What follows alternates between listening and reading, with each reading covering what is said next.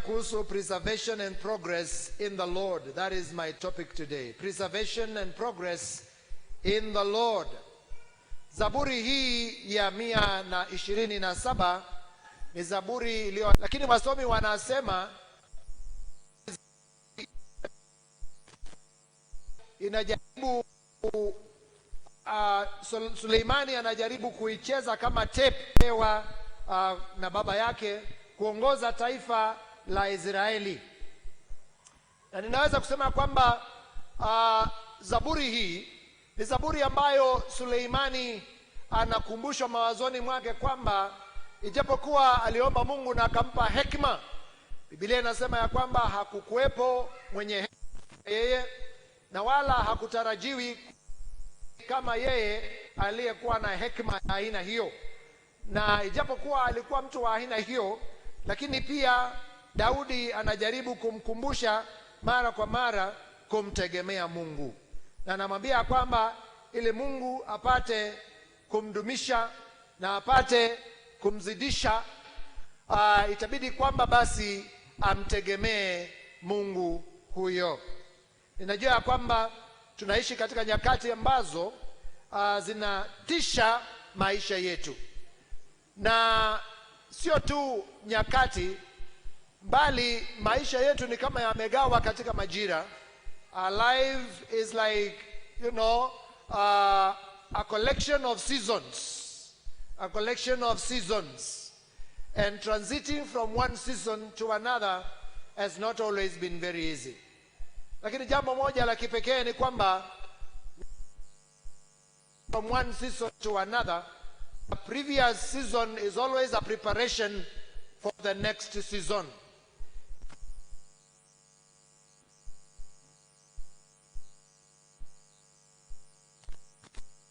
Na kwa hivyo zaburi hii inamwandaa Suleimani kwa sababu ya kuchukua hatamu ya uongozi wa taifa la Israeli, ili kwamba akae katika hali ya kumtegemea Mungu, akijua ya kwamba it is only God who can preserve him, it is only God who can progress him, it is on leadership and life in general. We are ever in seasons. We are ever transiting from one season to another. We have a season for you, Joyce, ambayo watu wengi walikuwa wanapiga simu, lakini huenda ukakosa simu za wengine. Wengine walipiga simu wakakuita saa. Sasa utakutana na wengine tu wanakuambia, mchungaji, habari yako. And that is a transition. Nimegundua kwamba mnapozungumza hapa, mtu, when someone is being addressed, lazima asimame. Akiwa ametajwa jina anasimama. Huenda kwamba utataja mtu jina uone ameketi na ushangae, mtu huyu madharau gani haya. But I want to believe that God has prepared you for that next season that God is opening for you. Nieleza tu mambo machache kuhusu zaburi hii, ya kwamba wakati zaburi hii inazungumzia kuhusu nyumba, haizungumzii kuhusu nyumba mjengo, haizungumzii kuhusu nyumba kama hii ambayo tumo ndani yake. The word house is a dispensation or a system or a people group. Sometimes we refer to a people group as the house of nyumba ya fulani. When we are saying nyumba ya fulani, we are not necessarily saying mjengo wa mawe, but we are saying that people group, nyumba ya Mwenze. When we are talking about nyumba ya Mr. Jackson Mutuku Mwenze, we may not necessarily be talking about mjengo unaojengwa. We are talking about jamii yake.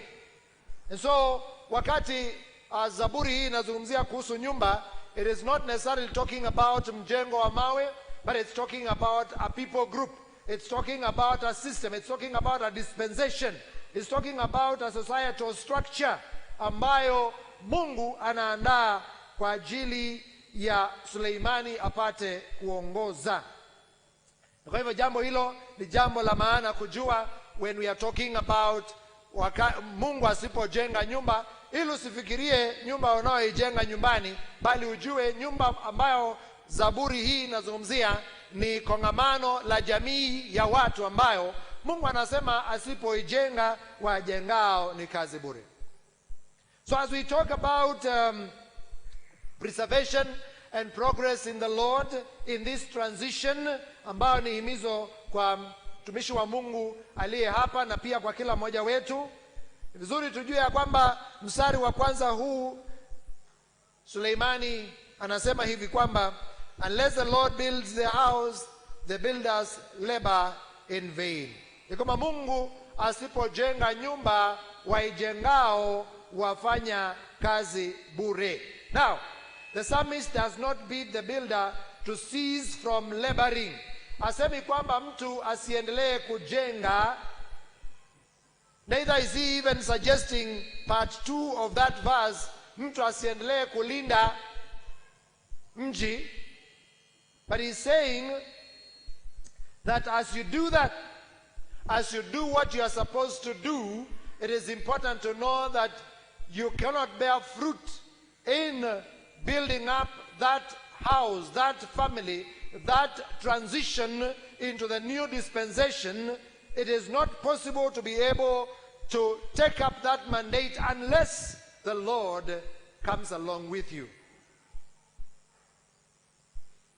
Unajua, nyakati kwa nyakati huenda tumekuwa na uzoefu, tumepokea mafunzo, tuna maarifa mengi kuhusu jinsi ambavyo tunaweza kuenenda katika maisha haya. There is always a temptation kwamba tujihisi kwamba tunaelewa, tunajua, we are able to, we understand everything. Lakini Suleimani anapotafakari maagizo aliyopewa na baba yake, anatambua ya kwamba kujenga jamii ya Israeli sio rahisi asipokuwepo Mungu ili kwamba apate kumsaidia. Ninajua kwamba you are going to transit from a structured system ambayo imekuzoesha kila asubuhi unaamka kwa mapema, nyakati zingine unalala umechelewa ukijiandaa jinsi ambavyo utasema na watu wa Mungu ambao amewaleta wapitie magerezani. Na that system huenda when you are transiting today ikawa ni tatizo, ikawa ni changamoto, because you had a busy life. You have a level of building your house to greater heights, even as you transit today. And God is reminding you, as he reminded Solomon, that unless he is part of that construction, then that may not work well. Unless awe musika mkuu wa ujenzi wa jamii hiyo, it is going to be a challenge and a big one for that matter. Najua umefika ule umri wa wajukuu. Najua sasa marafiki wako ndo hao wa karibu sana. Na ninajua huenda even your social life is slowing down, because nyakati kwa nyakati huenda kokote watu wanako kuhitaji ukawa hauna uwezo huo wa kufika kule kila mara kama vile ilivyokuwa. And that is a transition. Those are changes that will take place. But you are in the process of building your house. You are now, as my wife has just said, becoming a consultant. Kwa sababu watu wa magereza, watu wa kanisa watakujia wakuombe maarifa ili kwamba wajue wataenenda vipi katika mambo tofauti. And that may be a slow way of life that it has been. But as you build up that part of your life, God still reminds us that unless he is part of it, probably it will be a challenge. But because I know in the course of your time, you've been seasoned into embracing, the need for God in your life, I am very sure that that transition will not be as a big challenge, because you have been accustomed into that life. Na nimejua mambo mengine sisi uzoea hata bila kujua, kwa sababu kama kwa mfano, wakati chakula kimekuja mezani na umezoea kuomba, hata ikiwa umesahau utakipakua na kabla kifike mdomoni utajihisi kwamba sina uhakika tuliomba. Maana una uzoefu fulani ambao kwa sababu ya kukaa ndani ya Bwana na kuwa na uzoefu wa kufanya mambo kwa ajili ya utukufu wake Mwenyezi Mungu, I am sure because of being accustomed into the ways of the Lord, that transition will not be as difficult. Because again, you know that unless the Lord comes along with you, it is not going to be that easy. So I know you will have many things to deal with. You will continue to build up your family. You will continue to build up your marriage. Because sasa mmebaki wawili, unajua tunaweza ku switch on and off kwa remote, lakini kikombe ya chai haiwezi kujileta kutoka jikoni ikuje iwapate. Someone will need to pick it up. Probably you've gotten to a level where you need to contemplate when you want to wake up. And probably it takes about 5 minutes to manage yourself to wake up. At some point, not now. And this is transition.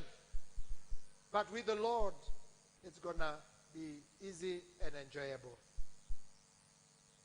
Probably because of the busy time that you have ever had, that transition into finding something else to do may be a challenge. But with the Lord, when the Lord is on board, it is going to be easy with you. There may be a change of systems in your home. There may be a change of system in wherever, in your social network. But whatever change that comes, you know, if you are anticipating that change, then the challenge will not be as much. And so, Suleimani anazidi kutuambia kwamba Bwana tumuhusishe katika ujenzi wa maisha haya, wa jamii hii, wa maisha yako. And when he is part of your building up, when he is part of your growing that house of the Lord in within your nuclear family, in within your very own life, then it shall be well with you. So, Suleimani anasema, si kwamba tumwachie Bwana aijenge kabisa, kwa sababu Bwana akituletea chakula, lazima wewe mwenyewe upakue, uweke kwa mdomo, utafune, uachilie kifike kwa tumbo, ili njaa ulio nayo imalizike. And so, Suleimani anasema hivi kwamba, we are not going to negate our responsibility to build and progress. However, we must depend entirely on God as we continue to do what we ought to do and what we are supposed to do. And I remember there is a chorus ya Kikuyu ambayo inasema, kwa sababu nikijenga inabomoka. Jakira nyumba mwadhani, jakira nyumba mwadhani, jakira nyumba mwadhani, jakira nyumba mwadhani, jakaga ikamomoka. You have some new social settings that are coming up. You have a family that will require you more. Maybe there are people that have not been accustomed to being with you 24/7. And you have your own demands, you have your own expectations. And probably, I can assure you, it will stand. But if you build it alone, Bwana Yesu asifiwe sana. Progress is dependent on God and not just our own efforts. And not neglecting our own responsibilities. We must entrust all we do to God, failure to which we will be to blame. Suleimani anasema ya kwamba we will not only progress when we have the Lord, but we will also be preserved when we have the Lord with us. Sehemu ya pili ya mstari huo wa kwanza, Biblia inasema, unless the Lord watches over the city, the guards stand watch in vain. God preserves us, and so we do not have to reason whatsoever to fear anything. Because of course when we are transiting, when we are getting into another season, huenda kukawa na hofu. Kwa sababu sasa mshahara ndio hiyo, sio ya kila mwezi. Na ninajua ya kwamba kuna mambo mengi ambayo haukusumbua Bwana Jackson Mwenze. Maybe nyakati ulienda kwa saloon, unakuja unatokelezea, anakuambia wow. Wow. Na niseme, this kind of a transition is affecting now both of you. It's not just about Reverend Joyce. Because huenda kuna mambo ambayo haukuzungumziwa, haukuyajua, haukutajiwa. But now, this transition will come to a point where probably she will say, unaonaje nywele yangu? You know, that is a message enough. Unaonaje nywele yangu? You know, you are not expected just to comment how it is. You are just being told it's a while, you know, it's a while since I last visited the salon. And probably in the course of our business, probably you had already, you know, given her, you know, that allowance, that pocket money, and it's like, you can spend your money and take care of your nitty-gritty details. Na unajua wanaume kawaida sio wa details. Wanaume sio wa details. Kawaida tunasema ya kwamba wanaume ni wa muktasari, kina dada ni wa taarifa kamili. In fact, leo hii, tukitoka katika ibada hii, ukitaka kujua jinsi ibada ilivyokuwa, usimuulize mwanaume. Mwanaume atakwambia ibada ilikuwa nzuri, tulikuwa na mhubiri askofu wa AIC Nairobi, na amemalizia mahubiri hapo. Taarifa yake imeisha hapo. Uliza mwanamke, akwambie jinsi ambavyo walikuja wamemacho wakaingia. Imagine Reverend Joyce ndiye alikuwa anaongoza, na akwambie Joyce alikuwa anavaa nguo gani. Wanaume ukiwauliza hapa, hawajui kala ya vazi ambalo Joyce amevaa leo hii. They have no idea. They have no idea. Saa hii ndio wanaanza kuangalia sasa. But I know all the ladies in the house are aware. All the ladies in the house are aware. Nguo ni aina gani. They'll probably even have gauged about the cost of that dress. Wanajua bei yake. And that is why wakikutana nayo wanamwambia you look wow. Because they know. Vile amevaa tu hivyo wanajua the kind of expenditure she has to go through. Mwanaume hana hiyo taarifa hiyo. Yake ni muktasari tu. There may be those changes that will take place. And sometimes people are worried because unaenda retire, umepata malipo ya uzeeni, umeweka miradi, pesa hazikutosha, miradi maybe haijamalizika kiasi kwamba inaweza kuleta faida ili kwamba upate kuendelea na maisha. And there is a possibility of anxiety to creep in your life. Na pale ndio utaanza kuona una shida kwamba mbona hivi na vile. Na niseme hapo kwamba it's always important to prepare to retire.